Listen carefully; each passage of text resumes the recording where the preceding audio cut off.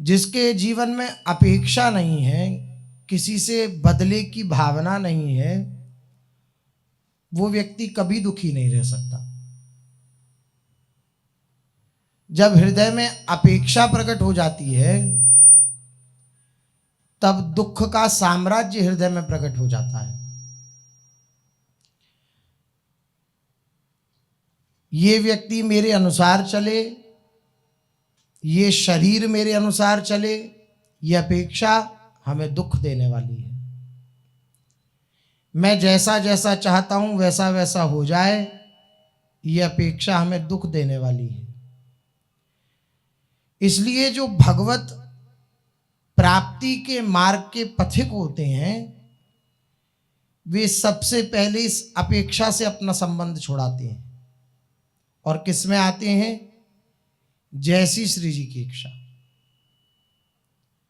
वो इसमें नहीं होते कि जैसी मेरी इच्छा, वो केवल इसी बात में तल्लीन रहते हैं कि हमारे हृदय से, हमारे मुख से, हमारे रोम रोम से बस एक ही बात निकले कि जैसी श्री जी की इच्छा। श्री जी की इच्छा में किंचन मात्र भी किसी प्रकार की कोई अपेक्षा नहीं है। जैसा श्री जी चाहेंगी वैसा हो जाएगा, जो उनको अनुकूल नहीं लगेगा वह नहीं होगा। मेरी किसी से कोई अपेक्षा नहीं है, ऐसी भावना उपासक की हो जाती है। जब तक ऐसी भावना नहीं होती तब तक उसे दुख, पीड़ा, अशांति घेरे रहते हैं। भले ही वो भगवत मार्ग का पथिक क्यों ना हो, लेकिन जब तक अपने मन की करवाना चाहेगा, जब तक मेरे मन के अनुसार हो ऐसी वृत्ति हृदय में रखेगा, तब तक उसे दुखी होना पड़ेगा, अशांत होना पड़ेगा, क्लेशित होना पड़ेगा। हमारे हृदय का क्लेश अगर हम चाहते हैं कि वे नष्ट हो जाए तो किसी से भी अपेक्षा छोड़नी पड़ेगी। ये बात छोड़नी पड़ेगी कि मेरे मन की कोई कर सकता है, कोई नहीं कर सकता। हमारे मन की पूर्ण रूपेण हम भी पूरा नहीं कर सकते, तो दूसरे की तो बात छोड़िए। हमारे मन की पूर्ति अगर होगी तो एक ही बात से होगी, इस मन को प्रभु के चरणों में समर्पित कर देने से। समर्पित कर देने का अर्थ, जो भी मन की वृत्ति आ रही है हम प्रभु के श्री चरणों में समर्पित करते जा रहे हैं। नाथ ये वृत्ति आई, आप देख लीजिए सही है या गलत, आपको जो उचित लगे वह करिए। जब इस प्रकार से भगवान के मंगल विधान में वह राजी होने लगता है, मंगल विधान को स्वीकार करने लगता है, तो उसका दुख समाप्त हो जाता है। दुखी होने के 5 कारण बतलाए महापुरुषों ने।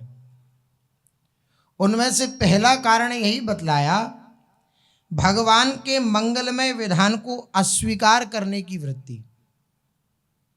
ये जो मंगलमय विधान है भगवान का, इसको अस्वीकार करने की वृत्ति हमें दुख प्रदान करती है। मैं चाहूं कछु और, तुम चाहो कछु और, या मैं होत रसाभास, यही बड़ी भूल है। महापुरुषों ने वर्णन किया, भगवान की इच्छा कुछ और है और हमारी इच्छा कुछ और है। तो जब हमारी इच्छा और भगवान की इच्छा मिलेगी नहीं तो रसाभास हो जाएगा, दुख हो जाएगा। और जब हमारी और भगवान की इच्छा मिल जाएगी तो फिर रसाभास नहीं होगा, रस का वर्धन होगा, सुख का वर्धन होगा, आनंद का वर्धन होगा। जब हमारे हृदय में कोई आकांक्षा ही नहीं है तो किसी भी बात की पूर्ति या अपूर्ति में ना हमें सुख होगा ना दुख होगा। बिना मांगे आपको जब कुछ मिलेगा तो आपके हृदय में बहुत आनंद प्रकट होगा, और जब आप मांग लेंगे और उस स्तर का नहीं मिलेगा तो आपके हृदय में दुख प्रकट होगा। मैंने तो ये मांगा था, मुझे ये नहीं मिला, ये मिला। लेकिन सच मानिए, हृदय की आकांक्षाएं न कभी समाप्त हुई हैं, न हो रही हैं और न आगे चलकर होंगी। महापुरुषों ने वर्णन किया, सारी सृष्टि का धन धान्य, समस्त स्त्रियां, समस्त अनुकूलता अगर एक मनुष्य को दे दी जाए तब भी वह संतुष्ट नहीं हो सकता। उसकी जो मन की चाह है वे चाह कभी समाप्ति नहीं हो सकती। कैसे होगी? त्यागात् शांतिरनंतरम। जो भी शांति को प्राप्त हुआ है वे त्याग करके ही हुआ है। या तो बाहर से त्याग कर दिया है और अंदर से त्याग कर दिया है, या अंदर से त्याग कर दिया है। बाहर से त्याग कर देने से भी बात नहीं बनती है, सहयोगी है बाहर का त्याग, लेकिन बाहर के त्याग के साथ साथ अंदर का त्याग बहुत आवश्यक है। बाहर से तो हम बाबा जी हैं, लेकिन अंदर से संसार से भी निकृष्ट बुद्धि हमारी है, तो ये त्याग नहीं है। और एक संसारी है, बाहर से उसने बाबा जी का वेश धारण नहीं किया, लेकिन वह एक एक क्षण प्रभु के चिंतन में व्यतीत कर रहा है और एक एक क्षण वह अश्रु प्रवाह करता हुआ प्रभु को पुकार रहा है, नाथ इस जंजाल से बचा लो, मैं आपका हूं, मैं आपकी शरण में हूं, प्रभु मुझे बचा लो। तो करोड़ों करोड़ों वैरागियों से भी अत्यंत भाग्यशाली है वे उपासक जो अंतर का त्याग कर रहा है। बाहर का त्याग आपको भव बंधन से नहीं छुड़ा पाएगा, अंदर का त्याग छुड़ाएगा। अंदर का त्याग करने में बाहर का त्याग सहयोगी है।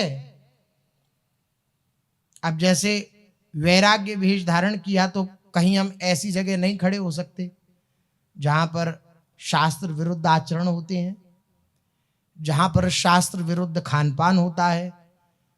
तो ये भेष बहुत जगह बचाता है, इस तरीके से सहयोगी है। यहां मन कहे कि अमुक जगह चलो तो गुरु का भय, शास्त्र का भय, लोक का भय, ये सब बचाते हैं। तो ये त्याग के लिए हमारे लिए सहयोगी हो गया। किसी सांसारिक व्यक्ति के हृदय में बात आई अमुक जगह चले तो उसको कोई भय नहीं है, उसकी सब जगह छूट है जहां जाना चाहे। लेकिन जब हम तिलक धारण कर लेते हैं, जब कंठी धारण कर लेते हैं, जब भेष धारण कर लेते हैं, तो हमें ये भेष बचाता है, ऐसी जगह जाने से बचाता है जहां शास्त्र विरुद्ध आचरण होते हैं। अब बाहर से तो बचा लेगा, लेकिन अंदर से भी बचा लेगा। उसके लिए अंदर का त्याग आवश्यक है। बाहर के त्याग से हम बाहर की वस्तुओं से बच सकते हैं, अंदर के त्याग से हम आंतरिक वृत्तियों से बच सकते हैं। आंतरिक वृत्ति हमें परेशान करे, गंदी से गंदी वृत्ति आए, हम प्रभु को पुकारें, नाथ आपका कहा करके, आपका दास कहा कर, आपका भेष रंगा कर, और मेरे हृदय में ऐसी ऐसी वृत्तियां आती हैं, आप संभालिए संभालिए। या तो वो उन वृत्तियों का शमन करने का प्रयास करेगा या पुकारेगा। इन दोनों में से अगर कुछ नहीं कर रहा तो वो प्रमादी है। या तो पुकारे या जो गंदी वृत्ति है उसका शमन करे, उसका नष्ट करने का प्रयास करे। दोनों में से कुछ नहीं हो रहा तो फिर प्रमाद है। भक्त को अपनी स्थिति को देख करके दुख तो नहीं होता, लेकिन पीड़ा अवश्य होती है। आप कहेंगे पीड़ा और दुख में क्या अंतर है? हाँ, अंतर है। उसको इस बात की पीड़ा तो होती है कि श्री भगवान का कहा कर मेरी स्थिति ऐसी है, लेकिन दुख नहीं होता। दुख क्यों नहीं होता? क्योंकि उसे पता है प्रभु का स्वभाव, वो ऐसे को भी स्वीकार करना जानते हैं, उनका स्वभाव है। अधम उदाहरण व्यास सुत यह सुन के हर्षंत, संध्या में गाती है ना, अधम उदाहरण व्यास सुत।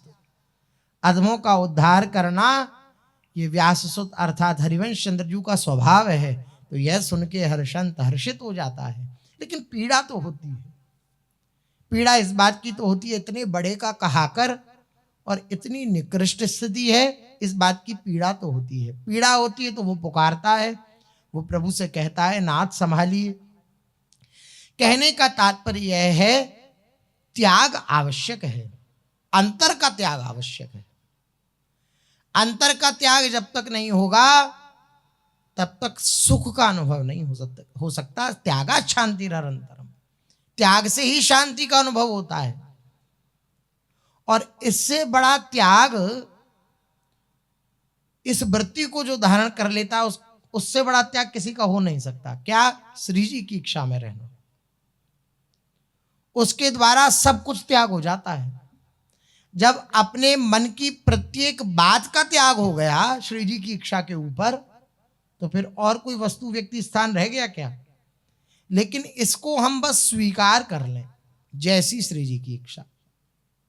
अगर इस बात को स्वीकार नहीं करेंगे तो चाहे कहीं रहें, हमारे हृदय की जलन को कोई मिटा नहीं सकता, हमारे हृदय के दुख को कोई मिटा नहीं सकता।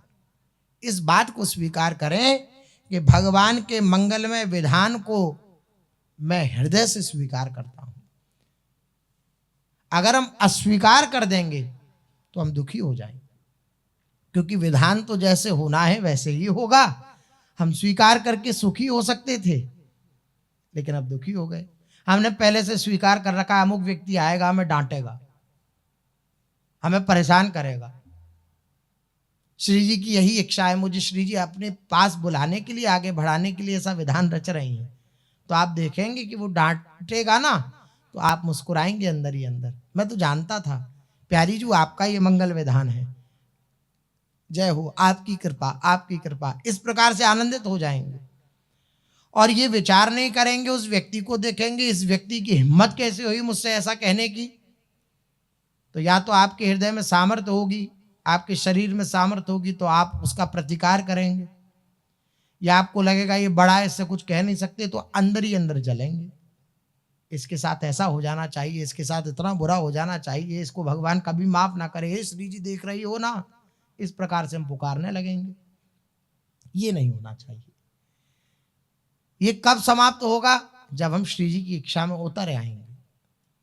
विचार करिए, 24 घंटे में कितने घंटे या कितने मिनट या कितने सेकंड हम श्री जी की इच्छा में रहते हैं? थोड़ा सा विचार करिए। जरा से मन के प्रतिकूल उठना बैठना भी हो जाए ना, यहां नहीं बैठो, यहां से उठो, वहां बैठो, उठना बैठना भी मन के प्रतिकूल हो जाए, तो उस उठने बैठने तक को हम सहन नहीं कर सकते। ऐसी हमारी स्थिति है। इससे बड़ा प्रश्न आवे उससे पहले छोटे प्रश्न में ही हम फेल हो जाते हैं। जरा से उठने बैठने की बात में हम विचलित हो जाते हैं, हमारे अहंकार पर चोट पड़ जाती है और हम दूसरे का अमंगल भावना करने लगते हैं हृदय में। ऐसी स्थिति है चित्त की। कितने सेकंड हम श्री जी की इच्छा में रह पाते हैं? नहीं रह पाते। यही हमारे दुख का कारण है।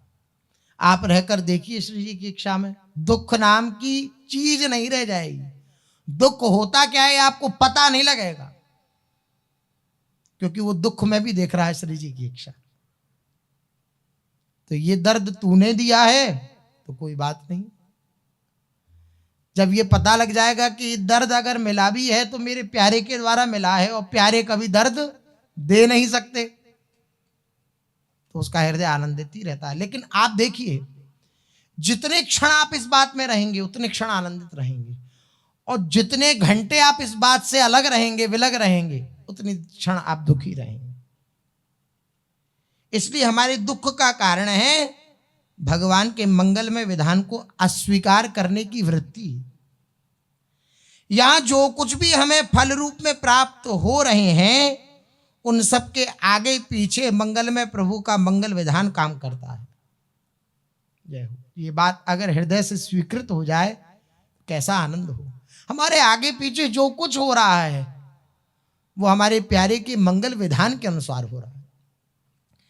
प्रभु हमें जो कुछ भी देते हैं उसमें हमारा उत्थान होना निश्चित है। मैं जो कुछ चाहूंगा उसमें मेरा पतन होगा, ये निश्चित है। अगर मेरी चाह से मेरा उत्थान हो रहा होता तो अब तक हो नहीं गया होता। विचार करिए, थोड़ा सा विचार करिए, थोड़े से विवेकी बनिए।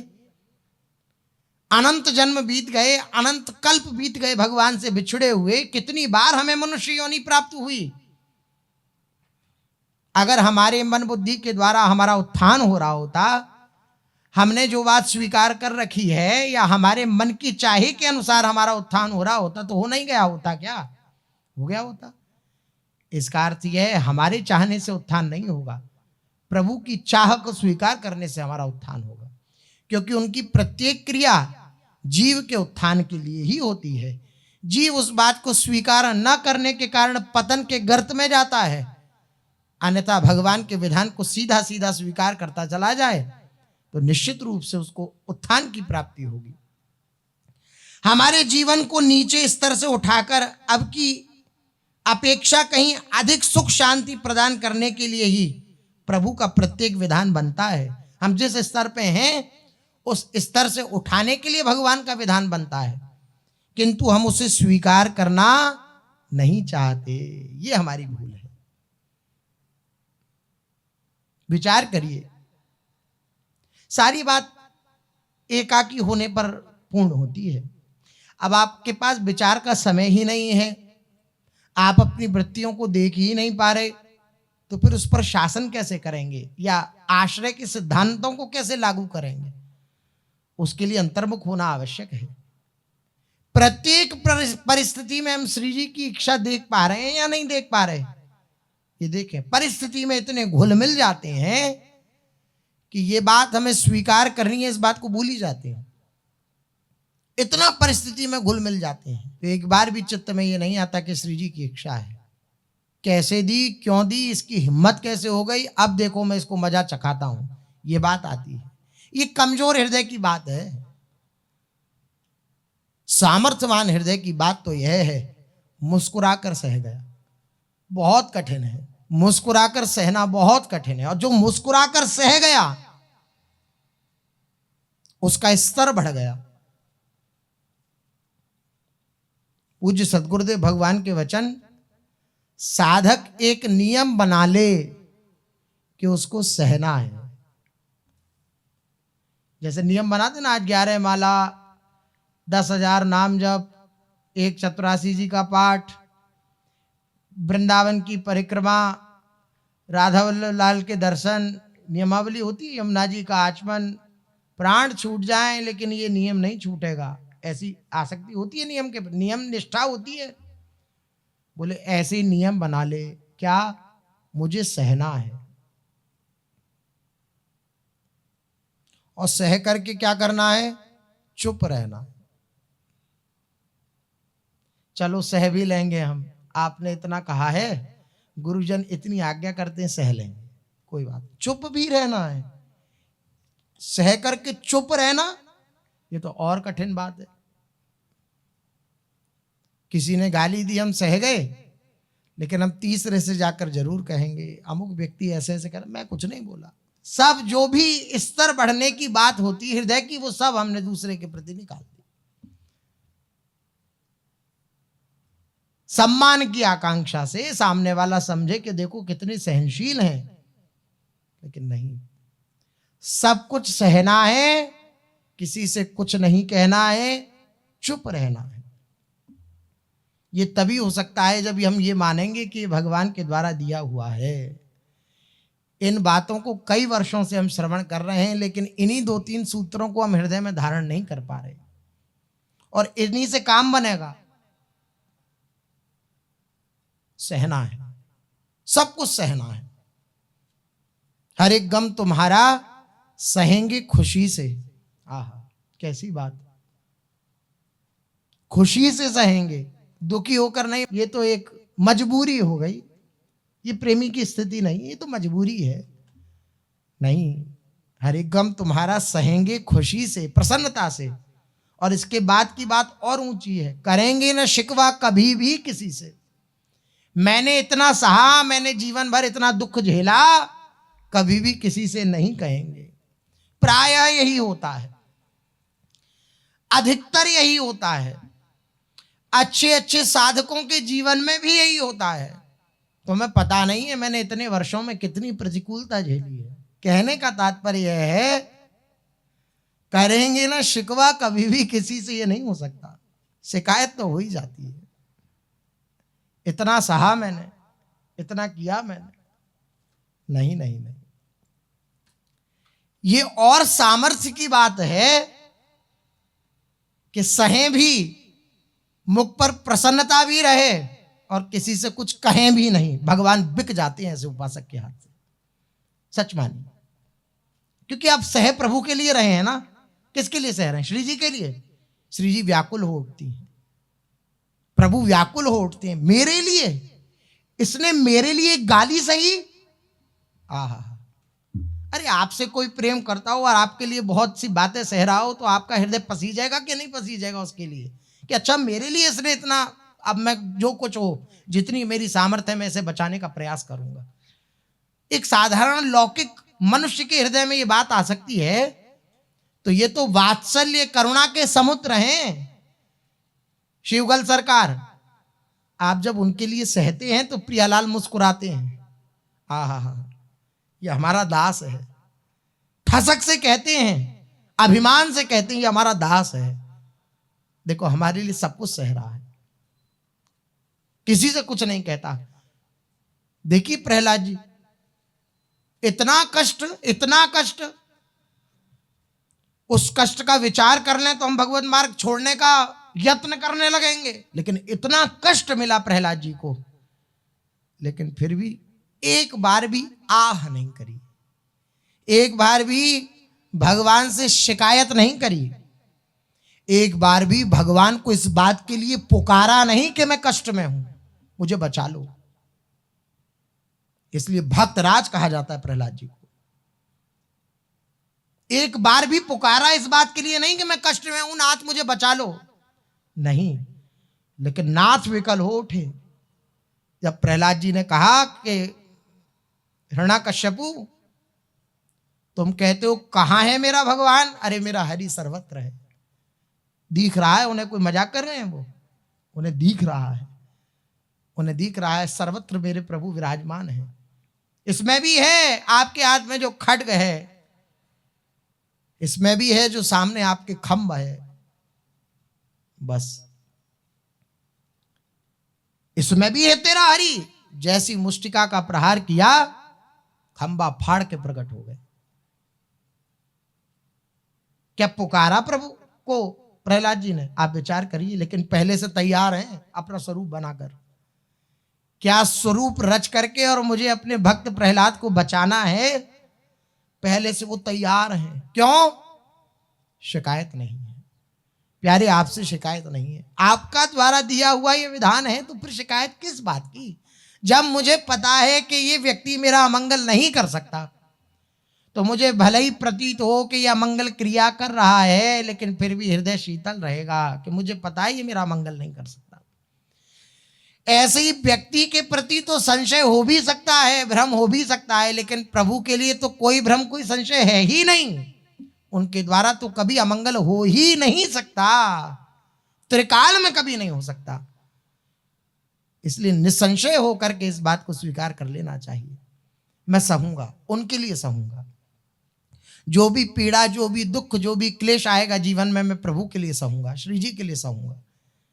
कोई डांट मार देगा, कोई दुत्कार देगा, कोई पीट देगा, सब कुछ सहूंगा। भगवान की आज्ञा है। उद्धव, आप एकादश स्कंद में भागवत के में पढ़ें तो उद्धव जी को भगवान ने ये बात कही है, तो ये भगवान की आज्ञा है। और भगवान की आज्ञा का जो पालन करता है, भगवान द्रवित हो जाते हैं उस उपासक के प्रति। इसलिए सहना है, ये बात हृदय में धारण करनी है। हम भगवान के विधान को स्वीकार करना नहीं चाहते। जिन्हें प्रभु की सत्ता में विश्वास नहीं, जो प्रभु को नहीं मानना चाहते, उनकी बात तो दूर, वो भगवान के विधान को स्वीकार ना करें तो उनकी बात तो दूर, वो तो भगवान को ही नहीं मानते। जो अपने को आस्तिक कहते हैं कि मैं भगवान का भक्त हूं, ईश्वर है, मैं इस बात को मानता हूं, वे भी अपने मन के प्रतिकूल किसी भी विधान को स्वीकार नहीं करना चाहते। देख लें अपने अपने जीवन में, मन के प्रतिकूल विधान को हम स्वीकार नहीं करना चाहते। यही हमारे लिए खास बंधन है। मन चाहा होने पर तो बड़ी आसानी से हम कह देते हैं प्रभु की बड़ी कृपा है, पर कहीं मन के विरुद्ध हुआ तो उदासी आए बिना नहीं रहती, मन उदास हो जाता है। परेशान हो जाता है। मैंने इतना भजन किया, इतना तप किया, इतना संयम किया, इसका परिणाम मुझे यह मिला। वास्तव में ये प्रभु की कृपा का अधूरा ही दर्शन है। ध्यान देकर सुनिए, विचार पूर्वक सुनिए। हमारे हृदय में जो परिभाषा बैठी हुई है ना दिमाग में कि कृपा का मतलब अनुकूलता ही अनुकूलता, कृपा का मतलब फूलमाला ही फूलमाला, कृपा का मतलब धन ही धन, कृपा का मतलब वैभव ही वैभव, नहीं, ये कृपा का अधूरा दर्शन है। कृपा का पूरा दर्शन है प्रत्येक परिस्थिति में कृपा है, वो चाहे अनुकूल रूप में आए चाहे प्रतिकूल रूप में आए, प्रत्येक परिस्थिति मेरे लिए कृपा है। जो केवल अनुकूलता में कृपा का दर्शन करता रहता है वो कृपा का अधूरा दर्शन करता है। पूरा दर्शन तो वह है जबकि हमारे लिए कुछ भी प्रतिकूल ही ना रहे, यह है पूरा दर्शन कृपा का। प्रभु के विधान से जो भी हमें मिले उसे हम अनुकूल बना लें, उसी में पूर्ण अनुकूलता का दर्शन करें, किंतु यह होता नहीं, यह बात होती नहीं। अब खास बात, उधर की बात सुनिए, ये तो हमारा पक्ष हो गया। अब भगवान के पक्ष की बात सुनिए। हम किसी भी परिस्थिति में कृपा का दर्शन ना करें तो इसमें हानि किसकी है? हमारी हानि है। अगर अनुकूलता प्रतिकूलता का दर्शन करें तो किसकी हानि है? हमारी हानि है। बोले हम ये स्वीकार नहीं करते आपका ये जो विधान है, तो क्या वह विधान लौट के चला जाएगा? विचार करिए भाई। हमें पता है कि हमें ये कार्य करना ही है, कोई सेवा हमें मिली, मान लो ये हमें सेवा करनी ही पड़ेगी। अब एक सेवा करने का तो हृदय का भाव है कि परेशान होकर अरे ये और करना पड़ेगा, ऐसे दुखी होके कर लो, या उसे स्वीकार करके आनंदित होके कर लो।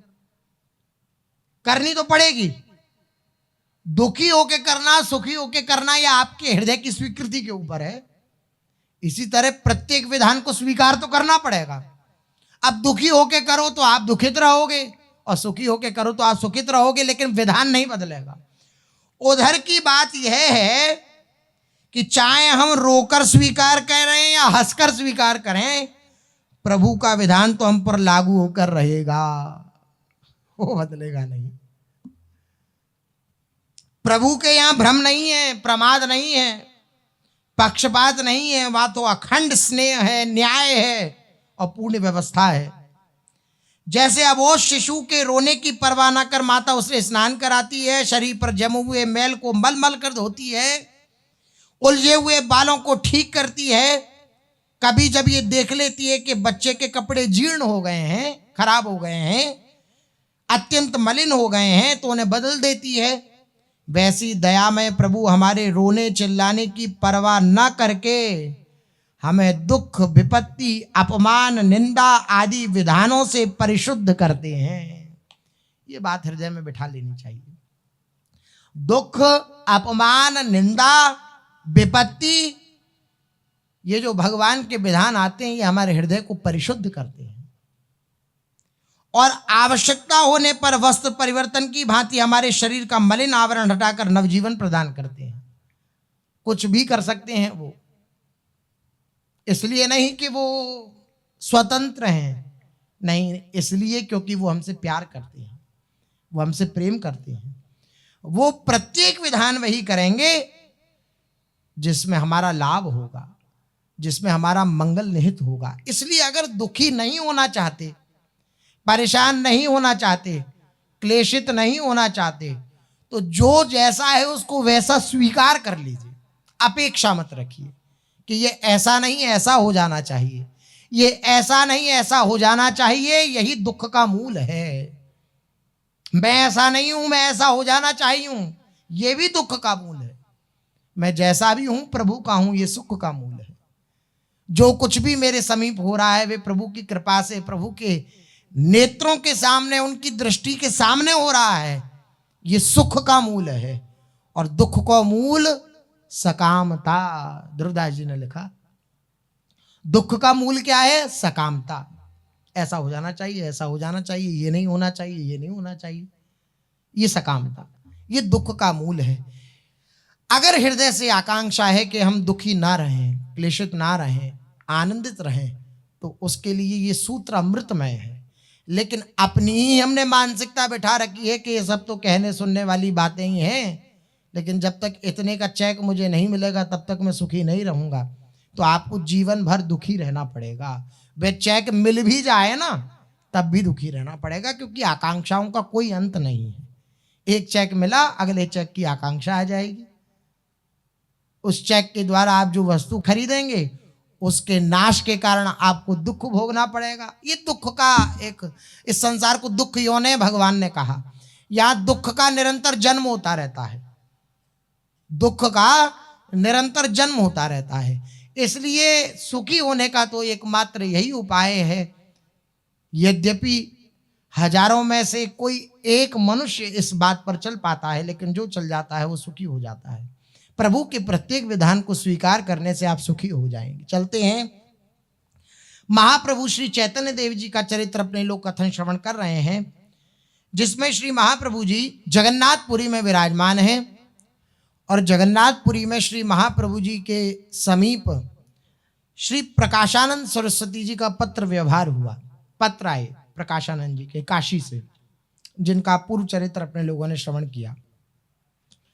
श्री प्रकाशानंद जी के पत्र आए, श्री महाप्रभु जी ने उत्तर दिए। फिर उसके बाद कुछ श्लोक ऐसे आए जो बहुत ही कटाक्षपूर्ण थे। इसलिए महाप्रभु जी ने कहा कि हम प्रकाशानंद जी के पत्रों का उत्तर नहीं देंगे, लेकिन सार्वभौम भट्टाचार्य शास्त्रज्ञ थे, तो कहीं ना कहीं शास्त्राभिमान तो रहता ही है। तो श्री महाप्रभु जी ने ये निर्णय सुना दिया कि हम तो किसी प्रकार का कोई उत्तर देंगे नहीं, लेकिन सार्वभौम भट्टाचार्य जी का ये ज्ञानाभिमान ले डूबा। सार्वभौम भट्टाचार्य जी ने विचार किया, महाप्रभु जी ने यद्यपि मना किया है, लेकिन हम अपने गुरु की निंदा कैसे सुने, अपने प्राणनाथ की निंदा कैसे सुने। यद्यपि उनके हृदय की स्थिति के अनुसार वो ठीक है, कोई भी अपने गुरु की निंदा क्यों सुनने पाएगा। उसका हृदय जलेगा तो सही कि मेरे गुरु की कोई निंदा करता है, लेकिन फिर भी आज्ञा न होने के कारण पराजय का मुख देखना पड़ा सार्वभौम भट्टाचार्य को। गुरुजनों की आज्ञा सर्वोपरि है। आप सच मानिए, एक बार भी राधा नाम लेने की सामर्थ्य हमारे हृदय में नहीं है। गुरुजनों की आज्ञा है तो हम ले सकते हैं, आनंदित होकर ले सकते हैं। अगर उस आज्ञा को स्वीकार करें प्रियता के द्वारा तो हम ले सकते हैं। एक भी साधन करने की हमारे जीवन में सामर्थ्य नहीं है, गुरुजन सामर्थ्य प्रदान करते हैं। वो हृदय में बैठे बैठे अखंड मंडलाकार हैं, वो हृदय में बैठे बैठे उपदेश करते हैं, अब ऐसा करो, अब ऐसा करो, ये नहीं करना है तो मैं ये नहीं करना है, यहाँ नहीं जाना है, ये नहीं पाना है। वो हृदय में बैठे बैठे उपदेश करते रहते हैं। वो अखंड मंडलाकार प्रभु हृदय में बैठे बैठे उपदेश, बस सुनने आ जाए उनके वचनों को तो बात बन जाए। आज्ञा ना होने के कारण क्लेश भोगना पड़ा सार्वभौम जी को। गए, काशी जाने लगे। दुख तो हुआ सार्वभौम जी को उन श्लोकों को सुनकर। सार्वभौम भट्टाचार्य पहले गए और जाकर के गौरहरि के समीप जाकर निवेदन किया, प्रभु मैं एक बार काशी जाकर प्रकाशानंद सरस्वती तथा उनके सन्यासी शिष्य वर्ग को भक्ति तत्व समझाना चाहता हूं। मुझे ये दृढ़ विश्वास है कि आपके कृपा बल से मैं अवश्य विजयी होकर लौटूंगा। आप कृपा करके आज्ञा दीजिए।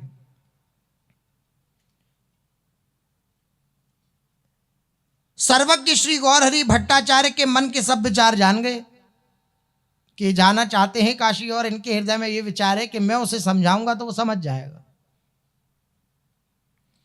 महाप्रभु जी ने कहा, भट्टाचार्य काशी बड़ा विलक्षण स्थान है, उसमें सन्यासी जन रहते हैं। भक्ति तत्व का अधिकारी तो कोमल हृदय वाला जीव होता है। जिसका हृदय कोमल होता है वे भक्ति तत्व को जान सकता है। अतः वहां आपका जाना परिश्रम मात्र रहेगा, आपका जाना ठीक नहीं है। आप वृतामा जाने का परिश्रम करेंगे और आपका संग भी छूट जाएगा हमसे, तो हमें भी कष्ट होगा। श्री सार्वभौम भट्टाचार्य गौरहरि के वचनों का कुछ भी उत्तर नहीं देकर और वहां से चुप होकर के तुरंत उठ गए। निषेध मान करके भगवान ने अर्थात गौर हरि जी ने मेरे को काशी जाने के लिए निषेध किया है, फिर भी उस बात को हृदय में छिपा करके बिठा करके उस वृत्ति को और आप काशी के लिए चल दिए। ध्यान रहे, भट्टाचार्य ने जो प्रभु की आज्ञा का उल्लंघन किया है, इसमें श्री गौर हरि का प्रेम ही निमित्त है, क्योंकि प्रेमी से अपने प्रीतम की निंदा सहन नहीं होती।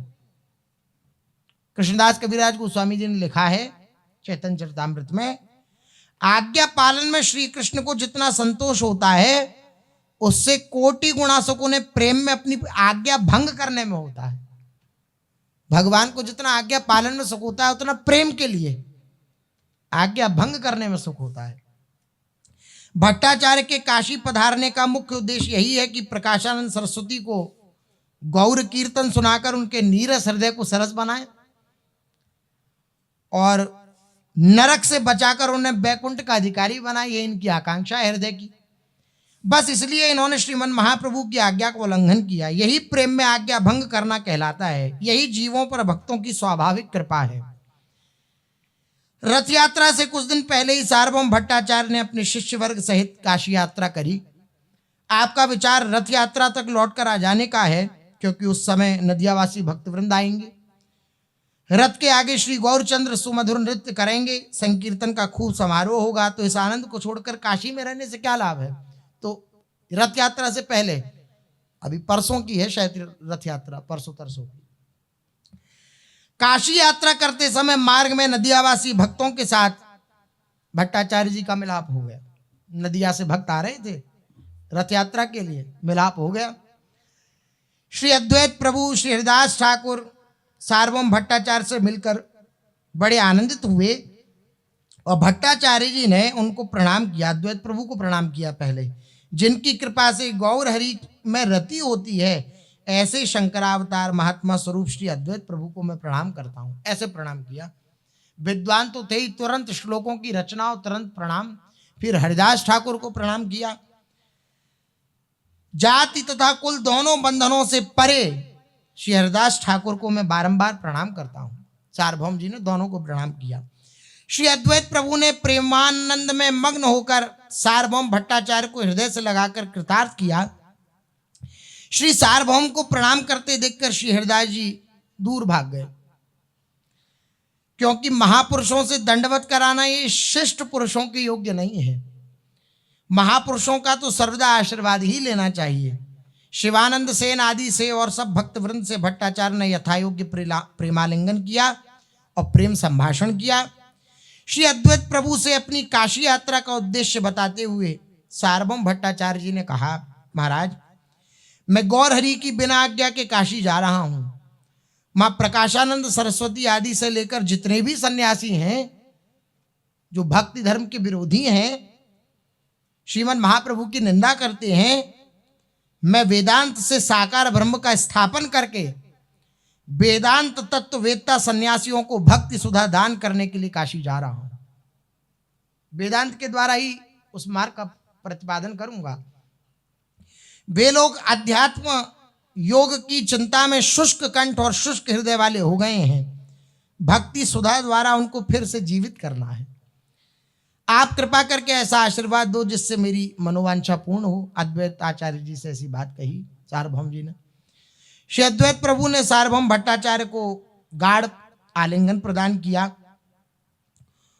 और आपने सार्वभौम जी से कहा कि आपने तो गुरुतर कार्य में हाथ डाला है। जो गुरुजन कार्य करते हैं वे कार्य आप कर रहे हैं।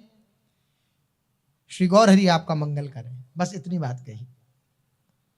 तत्पश्चात भट्टाचार्य अन्य सब भक्तों की कृपा भिक्षा लेकर काशी पधारी। काशी में प्रकाशानंद सरस्वती जी से इनकी क्या बात हुई, इसका कहीं भी उल्लेख नहीं मिलता। वहां गए तो, लेकिन क्या वार्ता हुई इसका उल्लेख नहीं है। मालूम होता है कि गौर हरि की आज्ञा का उल्लंघन करने के कारण इनका मनोरथ सफल नहीं हुआ। ये अति शीघ्र ही रथ यात्रा के अवसर पर नीलांचल आ गए। लौटकर श्री गौर हरि को जाकर के इन्होंने दंडवत प्रणाम किया। तब गौर हरि ने मुस्कुराकर भट्टाचार्य जी से कहा, भट्टाचार्य, आप काशी गए और कुछ करके ना आए, इसमें आप अपने हृदय में दुख मत मानना, परेशान मत होना। ये स्वभाव है, ये प्रभु का स्वभाव है। आप उनकी आज्ञा का उल्लंघन करते भी हैं ना और लौट करके उन्हीं की शरण में आ जाते हैं, तो आपके संकोच को हटाते हैं प्रभु। आप चिंता मत करना, आप गए काशी, आपने अपना पूरा भरसक प्रयास किया, वहां से पराजित होके आगे, लेकिन आप मन में दुखी मत हो ना। श्रीपाद प्रकाशानंद सरस्वती जो आप जैसे कृष्ण भक्त का संग कर चुके हैं ना, ये प्रकाशानंद जी को आपका जो संग प्राप्त हो गया है ना सार्वभौम जी, आप सच मानिए उनके हृदय में आपके संग के प्रभाव से कृष्ण भक्ति का बीज बो दिया गया है। देखिए महाप्रभु जी की ये दिव्य वात्सल्यमयी उक्ति वचन, महाप्रभु जी ने कहा आप चिंता मत करिए, दुख मत मानिए, आप जो हो आए हो ना, बस कृष्ण भक्ति का बीज उनके हृदय में डल गया। इसको आप निश्चय जानना, बहुत शीघ्र ही ये सत्संग का फल प्रकट हो जाएगा। ये जो बीज आपने डाला ना, इसका फल प्रकट होगा और आप देखना आपकी कृपा से प्रकाशानंद सरस्वती श्री कृष्ण दास बन जाएंगे, भगवान के दास बन जाएंगे। अपना मान टले टल जाए, पर भक्त का मान न टलते देखा। प्रबल प्रेम के पाले पड़कर प्रभु को नियम बदलते। नियम तो ये है, आज्ञा को उल्लंघन किया है तो इसका अपराध भोगना पड़ेगा, लेकिन प्रबल प्रेम के पाले पड़कर प्रभु को नियम बदलते देखा। अपना मान टले टल जाए, कोई मेरा सम्मान करे अपमान करे, प्रभु के हृदय में आकांक्षा नहीं रहती। भक्त का झंडा ऊंचा करते हैं प्रभु, मेरे भक्त की जय जयकार हो। भट्टाचार्य श्रीमन महाप्रभु की आज्ञा के बिना गए, इस बात का हृदय में इनके तो दुख रहा ही, लज्जित रहे इस बात से। आपका प्रभु के सामने बोलने का कुछ भी साहस नहीं पड़ता था, नेत्रों से अविरल अश्रुपात होता रहता था कि मैंने महाप्रभु जी की आज्ञा को स्वीकार नहीं किया। भक्त वत्सल श्री गौरहरि इनके भाव को जानकर पुनः बोले, भट्टाचार्य आपका ये परिश्रम वृथा नहीं जाएगा, आप सच मानिए। सन्यासियों के शुष्क हृदय मरुस्थल में भक्ति सुधा का एकाकी बहना कठिन है, तुरंत बह जाना उनके मरुस्थल में भक्ति सुधा का कठिन है। हाँ, श्री कृष्णचंद्र जी कृपा करेंगे और श्री कृष्णचंद्र की कृपा होने से मुहूर्त मात्र में ही कठिन से कठिन कार्य सिद्ध हो जाएगा, आप चिंता क्यों करते हो। परंतु भक्त कृपा होने पर भगवान की कृपा होती है, ये सिद्धांत है। जब भक्त कृपा करते हैं तब भगवान कृपा करते हैं, और आपकी कृपा उन पर हो गई है, आपने कृपा करके उनको दर्शन दे दिए हैं, तो श्री कृष्णचंद्र अब शीघ्र उन पर कृपा करने वाले हैं और उनकी कृपा से उनका जो मरुस्थल है वो शीघ्र ही भक्ति सुधा से परिपूर्ण हो जाएगा, आप चिंता मत करिए।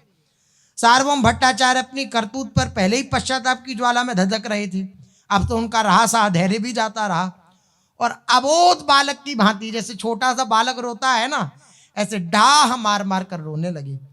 कृपा निधि गौरहरि ने उनको दृढ़ता पूर्वक हृदय से लगाया और कहा, भट्टाचार्य भक्ति बहिर्मुख जीवों को भक्ति सुधा पान कराने के लिए आपकी उत्कंठा देख करके मैं बड़ा प्रसन्न हूं कि जो भक्ति विहीन है उनके हृदय में भक्ति प्रकट करने के लिए आपके हृदय में कितनी आकांक्षा है। मैं आपकी इस उत्कंठा को देखकर बड़ा प्रसन्न हूं। अधिक क्या कहूं, आपके इस गुणों से मैं बंध गया हूं, आपका ऋणी हो गया हूं। आप शांत हो जाओ, अब तो शांत हो जाओ। अब तो सार्वभौम भट्टाचार्य के चित्त का सब खेद शांत हो गया। नदियावासी भक्त वृंद भी पूर्व के समान नीलांचल में रथ यात्रा आदि का ये उत्सव करके और दर्शन करके वापस नवद्वीप चले गए, क्योंकि इन्हें मालूम है कि अब श्रीमन महाप्रभु नवद्वीप होते हुए वृंदावन की यात्रा करेंगे। अब कैसे श्री महाप्रभु जी की वृंदावन यात्रा प्रारंभ होती है, सो शेष चर्चा आगे। श्री राधा वल्लभ लाल की।